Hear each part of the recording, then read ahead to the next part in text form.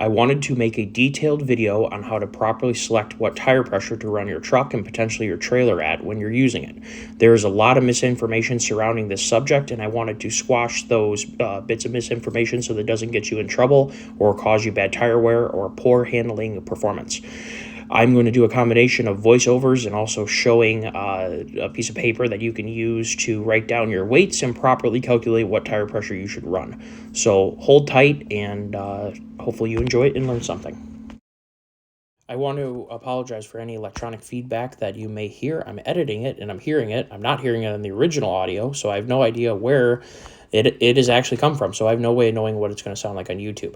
I would love to reinvest in the channel, so if you would take the time to like and subscribe and let me know how I'm doing, I would like to reinvest in getting some better camera equipment so we avoid this. On your driver door jamb of your truck and on your trailer somewhere, I don't know where they put them on all of them, will have a build sticker showing your VIN number, and in this case, a lot of very important information. Your GAWR is your gross axle weight rating, and it's shown there both in kilograms and in pounds. And you can see to the right of it, the rear axle weight rating, rear GAWR, is shown also in kilograms and pounds. Above that, you can see the gross vehicle weight rating of your truck, which is $11,499 on my truck. And you'll also note that not always does your gross vehicle weight rating add to both your two combined axle weight ratings. In my case, it's derated slightly. I don't think my truck had the high towing package. Your truck may, so you might be a little closer to your combined axle weight ratings if you added them together. You will also see a different sticker right next to it that shows your seating capacity, total of 6 in my truck, front 3, rear 3. You see that also the tire size that it was originally fitted with, as well as its speed and wear ratings, and also the PSI that they are rating it at max GVWR. That pressure on the door sticker is not for empty, it's not for partly loaded. That is for the max GVWR of the truck, which is shown on the other sticker. On my truck, it is 59.90 on the front and 72.30 on the rear. If you are not at those weights, you should not be at max PSI for the front and the rear axle. As you can see, the sticker also notes the payload capacity of 4,381 pounds, and when you subtract that number from the truck's gross vehicle weight rating of 11,499, you get an approximate weight of the truck empty of 7,118 pounds. So much like Death Wobble, this is explosive topics. I'm sure that there will be some angry comments down below. If you want to leave angry comments, you can. But if you want to learn something, stick around and I'll tell you how it works, because I'm not going to lead you wrong. So the tires on my truck, unless you want me to go out and look at them, take a video if you want to trust me, are 3,750 pound rated at 80 PSI. So that is saying the maximum weight of the tire can be on it at 80 PSI. So I drew a little schematic here, and I know that every time my hand comes in, it changes the focus a little bit, so I'm trying to do my job perfect. So I drew a little schematic of the front and the rear, and I guessed that my truck with me in it, my little toolbox in the back that I don't have that much stuff in right now, I'm guessing the truck weighs about 7,400 pounds, with Ford's estimation of, and then I just have to say, potentially like 7,118 pounds, and keep in mind that they overestimate that so that you don't go over on payload rating. My number might be a little bit low with me in it and a toolbox and say 60 pounds worth of spare stuff or whatever I have in my toolbox right now, so my truck's pretty lightened up. That may be wrong, but for reasons of this communication, let's stick with 7,400 pounds as my truck's rolling weight with the driver in it and a toolbox and stuff in it, trailer hitch in the back, that kind of thing. So, by doing that, if we take a 60% front bias, we come out to 4,440 pounds in the front and 2,960 pounds in the rear. Now that is on the whole axle, but there's 2 tires per axle, so we divide that by 2. So if we divide 4,440 divided by 2, and keep in mind if we're saying 60% of the weight is in the front, 40% of the truck's weight is in the rear. If we take 4,440 divided by 2, we get 2,220 per side. Now, what we do is we take that weight and we divide that by the total weight capacity of the tire. And we get a percentage, and that percentage is percent utilization of the tire's capacity. 59% if you take 2220 divided by 3750. Now we take that 59% and we multiply it times the maximum pressure of the tire, which is where that rating comes from, is at 80 psi, and you get 47.2 psi. I would recommend that maybe you start at 50. You take a look at 50, you check your tire wear, you check your, you do a chalk test, and you're going to find that right around 47 psi, or right around 50, somewhere right about there, is going to be perfect. This works extremely well, whether it's a trailer tire or whether it's truck tire. Let's take a look at the rear now.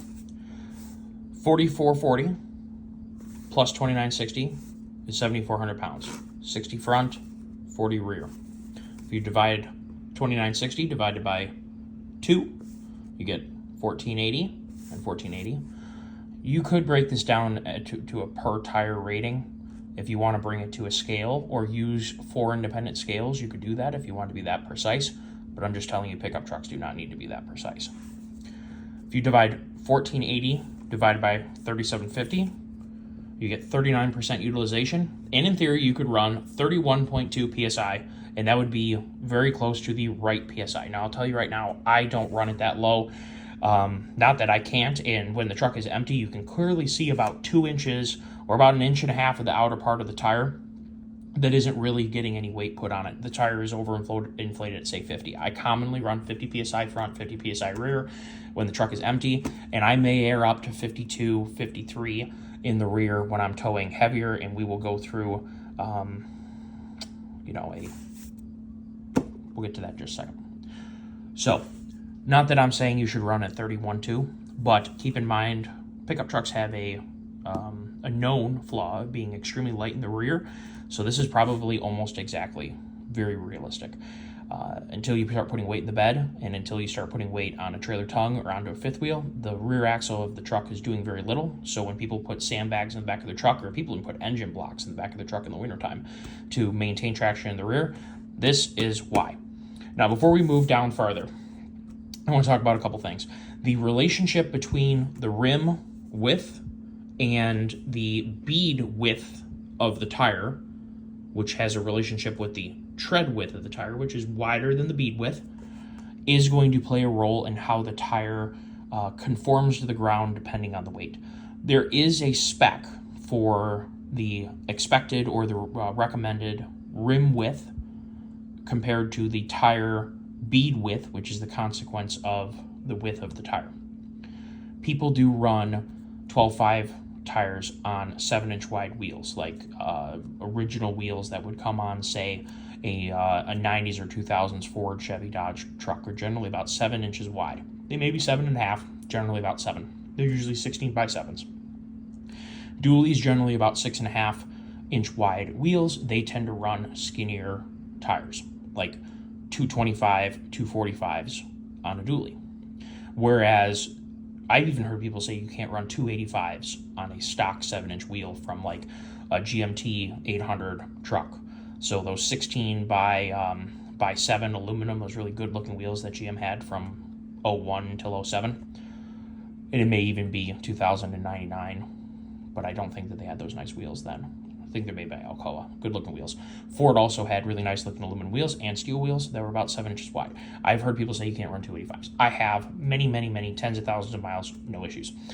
If you run too skinny of a wheel relative to the bead width on your tire, you are going to have a shape. So if this is your wheel width, then your bead is going to be on here, pushing against your wheel.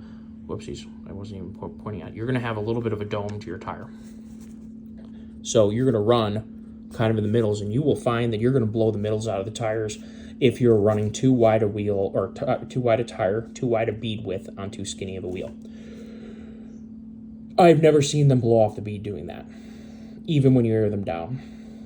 I would much rather have this be the case than a stretched tire on a wheel, as in a wheel that has a wider bead width than the tire is supposed to have. I would much rather this be the situation than a stretched tire.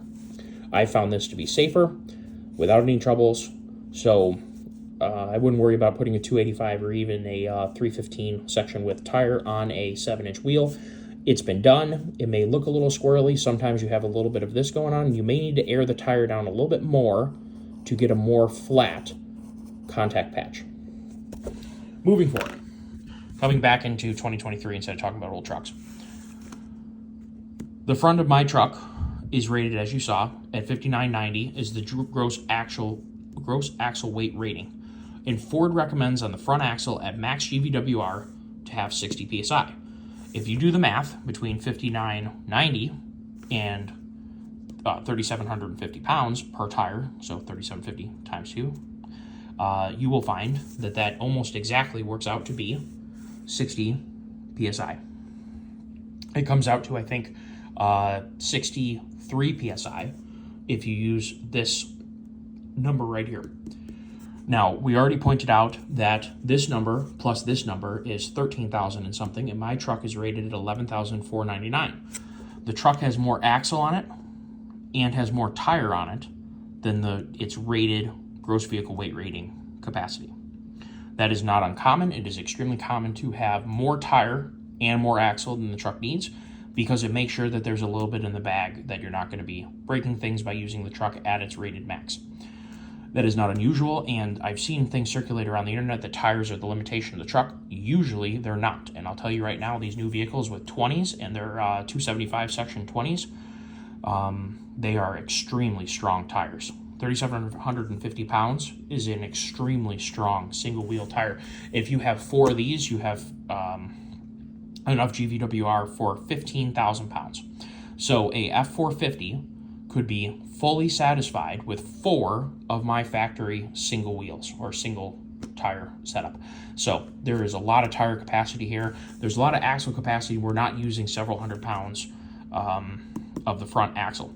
So when you take that into account and say you drop this down, Ford is assuming that you're using a 55 or 5,400 pound axle capacity. 60 psi is exactly what it works out to using these tires. Ford, and I haven't seen any brands actually of these light duty trucks ever have 2 different tires, front and rear, in terms of capacity, because that would be strange. It would be unsafe. You couldn't rotate your tires. So that is why they're using too much tire on the front axle, and they may use these tires for puncture resistance. I'll tell you right now, a heavy duty tire is much less likely to get punctures. So that's another question that goes around. Why do they put such overload or way too much tire on a vehicle? Well, when you get to load range E's, your puncture resistance drops substantially from a load range D, and also your sidewall puncture and scrape resistance drops substantially too. I rarely have punctures, or I've never blown a tire up in my life on a load range E truck. They are extremely strong tires, and you can really rely on them when it's freezing cold or it's at night and you don't want to have a tire go flat, or you're in the mountains or something like that. I have had to deal with flats with load range C vehicles in adverse conditions. I simply don't have that problem with load range E. They resist puncture extremely well. So that's going to be the reason why they go with this way more rating than it really needs to have. And then we just air down the front, or their Ford's maximum recommended tire pressure is 60. So let me tell you, you can absolutely safely run a lower pressure than what is on the side of the tire, because Ford quite literally tells you to do so. If you have any more than 60 psi on your front end, you're literally having more psi than Ford recommends for the maximum gross vehicle weight rating of the truck. So let's keep moving down. And I sort of alluded to this a little bit. The gross vehicle weight rating of my truck is 11,499. If you add up the axles, it comes out to 13,220. And the payload is stated on that sticker of 4,381 pounds. Now keep in mind they're keeping a fudge factor in here to make sure that you don't overdo it. If you subtract those two, it means the truck weighs about 7,118.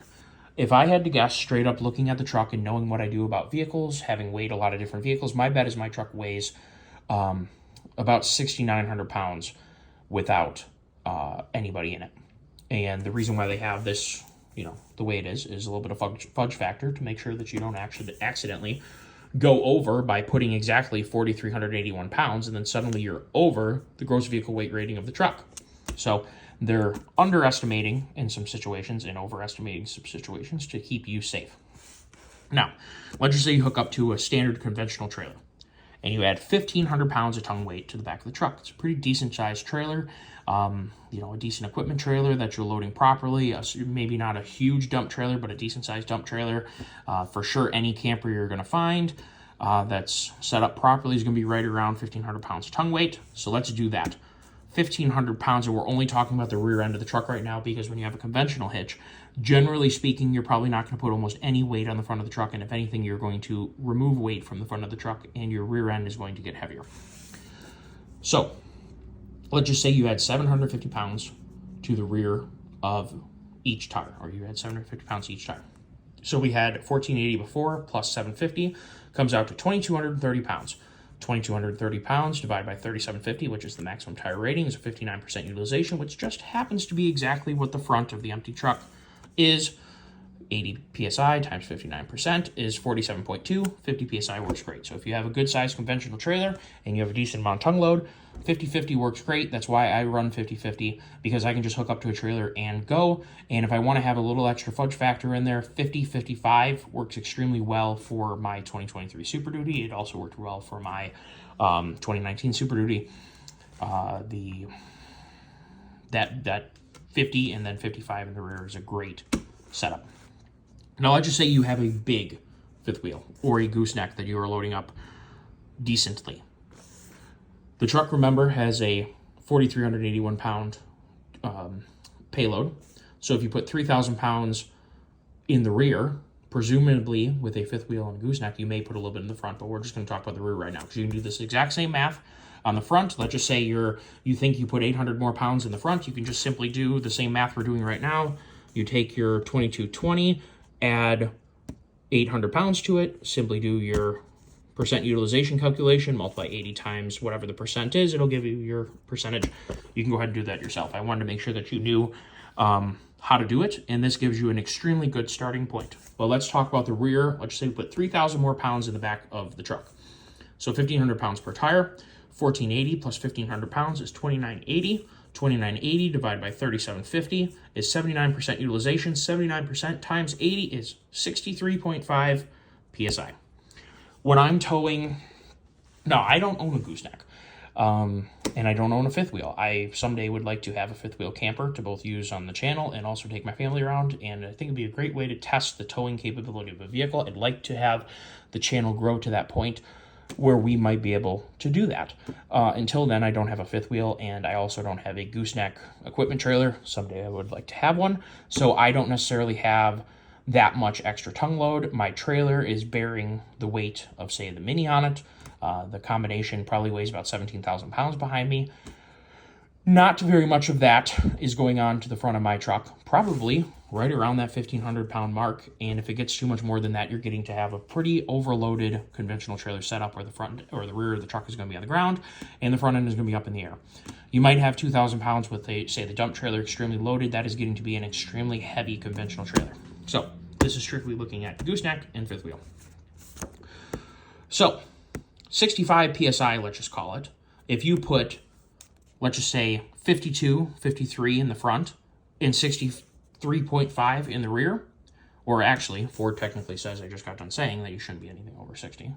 So let's just say you run your full 60 in the front, and let's just say you run your 63.5 in the rear. That is more or less going to take care of all situations that you might encounter with a single wheel F-350 pickup truck.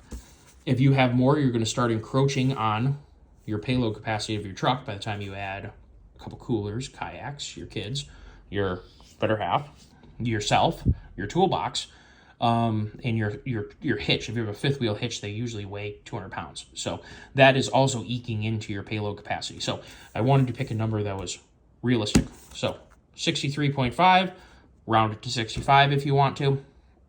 And if you weren't going to if you didn't expect yourself to put a lot more weight onto your front end, you know, if we're at 50, let's just say, if you went up to 53, 55, and then you had 63.5 in the rear, you're going to be pretty well set up for this trailer, which would be a large fifth wheel, a large double axle fifth wheel, a large gooseneck equipment trailer with something very heavy on the back of it, a large dump trailer. So that would kind of be what you'd be doing with that. So I wanted to have a breakdown of how I do it. I have never had a blowout. In fact, I have excellent tire life on my vehicles. My mud tires generally last, with towing, with off-roading, with occasional spirited driving. 55,000 miles is not unusual for multiple sets of General Grabber X3s, Nitto Trail Grapplers. What else have I had? KM2s. I had a bunch of Duratracs. I wouldn't call them mud tires. They're hybrid tires. Again, 45,000 miles generally of useful miles on Duratracs before they're wearing out or before they're not off-road capable anymore or wintertime capable. That's where I draw my line, is if they can't dig any more off-road and if they're not any good in the wintertime, I call the tires aced. I do not run them until they're racing slicks. So I have excellent tire wear on my vehicles by airing down, and I know that seems to go against conventional wisdom, which it really shouldn't. Going back to this picture right here, if you overpressurize the tire, you are going to have a dome going on. All your weight is going to be in the middle of the tire. You'll blow the middles out, and the edges are still going to have big tread blocks, and the middle is going to be blown right down, and then you're going to have to replace your tires. One more thing, too. When the tire is crowned up like this, your contact patch is getting awfully small. Your contact patch on a vehicle, it should be kind of like an oval like this, because there's more weight usually in the middle than there is on the edges. And if you overinflate your tires, the width of your oval starts to get smaller and smaller. So your contact patch goes down. I'm going to tell you a little bit of a story really quick. My dad, during college, I had my 03 Cummins and my 04 Excursion, and I would switch between the two.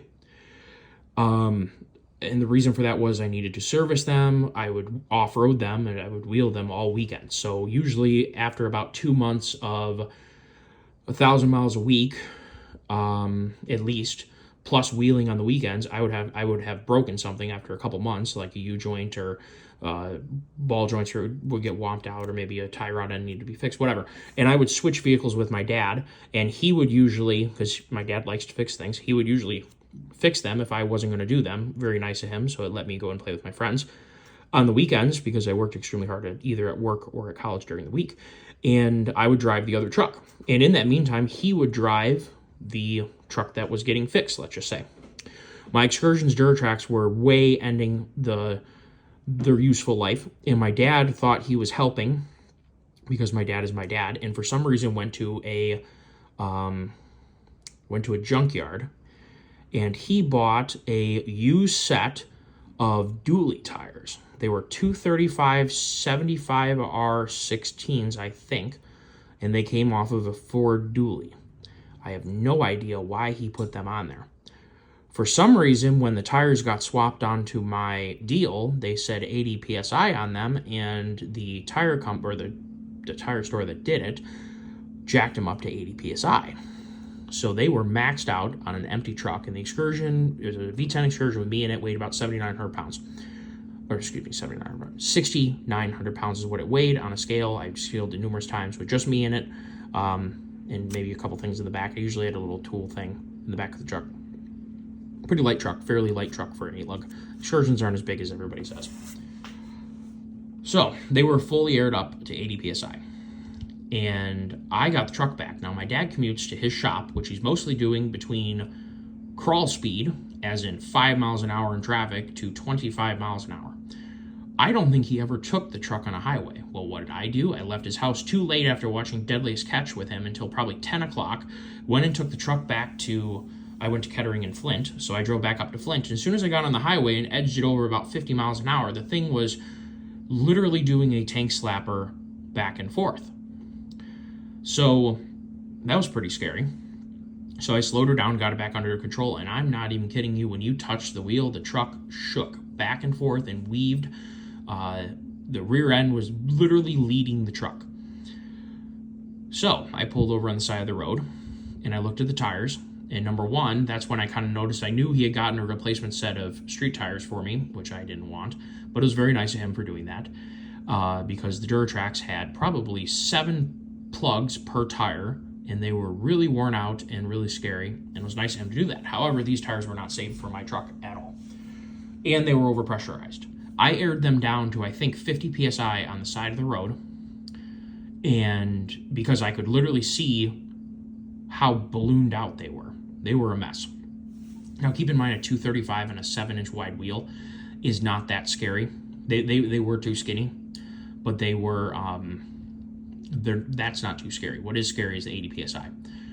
So I aired them down, and instantly the truck went from being, if you move the wheel this far, the rear end would just drive the truck like this. It was absolutely scary. And I say scary, I'm someone who has no problem getting into a first-gen Cummins and the steering is totally womped out and have no problem driving it at freeway speeds. This truck was undrivable, it was flat dangerous, and not right. If you were to hook a trailer to something like that, wow, you would end up with an extremely unstable truck. I see people post all the time about how they can't keep their camper going straight down the road, they can't keep their assorted other trailer going straight down the road, or moreover, they get a Super Duty for the first time and they say that they can't drive it, the solid axles are too squirrely. Air your tires down. I almost guarantee you are overpressurized and you are getting steer from the tire as it goes down the road, and it goes back and forth on its rounded surface. And when you have a contact patch that's only this big, it leads to very dangerous handling characteristics, and I don't want you guys to have that. So if you're having trouble with your vehicle, try this. If you are not having trouble with your vehicle and you want to stick to thinking that 80 PSI needs to be in your tires all the time and have your teeth get rattled out, if that's working for you, you do that. And I'm not going to try and tell you different. But if you want to try something different, if you want to try to increase your wear life of your tires, improve handling, and in general, have your vehicle set up right to the point where, I hooked to very large trailers with a conventional hitch, 17,000, 14,000, 15,000, 16,000 pound things behind me on a conventional hitch, and my truck drives down the road with one finger on it. And I just was towing that much, and I have, 58 in the front, because that's a long story. I need to air down my truck. My buddy borrowed my truck, and he saw the air tire pressure warning going off, and he pulled off the side of the road because he borrowed my truck and aired it up. So I have basically almost 60 in the front and 60 in the rear. It isn't ideal. I do need to air it down, but I had 17,000 pounds behind my truck the other day, and it with the conventional hitch, and it is a one finger driver at 55, 60 miles an hour. One finger. It is absolutely dead straight, and it will be like that if you air it down a smidge more. Could air the front down a little bit for sure. 60 in the rear is probably pretty close. A little bit less because it's a conventional. In theory, there shouldn't be that much.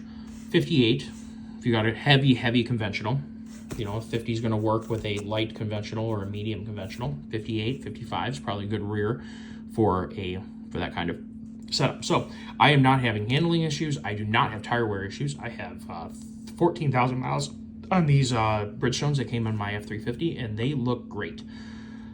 So if you are having tire wear issues, give something else a try and let me know what you think. Let me know how you do, and go ahead and apply this method. Go ahead and rewatch if you need to. You can draw it up just like this, and if you want to, you can go ahead and draw your trailer in here too. And for bonus points, instead of guessing how much weight is on your truck, go tow it down to your local weigh station and get a per axle, and they may not break apart your trailer axle. Usually it just says trailer, and therefore you need to take that number divided by 2 to get per axle, and then divide by 2 again on each number of those, or divide by 4 if you want to get a per tire weight. But it is kind of nice to see, just like I did here, an axle weight and then a tire weight. So an axle weight and then a tire weight and then a combined weight. That's kind of nice to do. I like to do that. It'll let you kind of see what's going on. And this definitely applies to trailer tires too. You do not want to max out a trailer tire unless you need to have that PSI. And the reason for it is going to get squirmy. So if you're having stability issues, try looking into that. Look on the side of your trailer tire. Try to best guess estimate how much your trailer weighs. If you know your empty weight and you know that you and your better half put 750 pounds worth of dishes and camping gear and towels and whatever into your camper, go ahead and take your empty weight and then add your water. So go ahead and take your 8 pounds per gallon and, add her up and get a pretty good estimate of what you have in your trailer, and then take a look at the side of your tires and see what your tire rating is. It probably is going to be around 3,100, 3,250 pounds. 3,150 is pretty common for a decent sized trailer tire, and figure out what PSI. Usually on a camper, on a larger camper, it's going to be 80 PSI. You may have 65 PSI tires on your camper. Go ahead and add it up and see where you're at to get your percent utilization. Multiply it times your rated PSI and see where you're at and see how close you are. My bet is you could air down some, and it's only going to increase stability and improve tire wear, because a tire with the middle blown out is not a tire that is in good condition. It will not have good traction. and it will wear out sooner because of it. So hopefully you guys enjoyed this presentation. I hope you learned something, and I'm sure the comment section is going to be interesting, but I hope you enjoyed.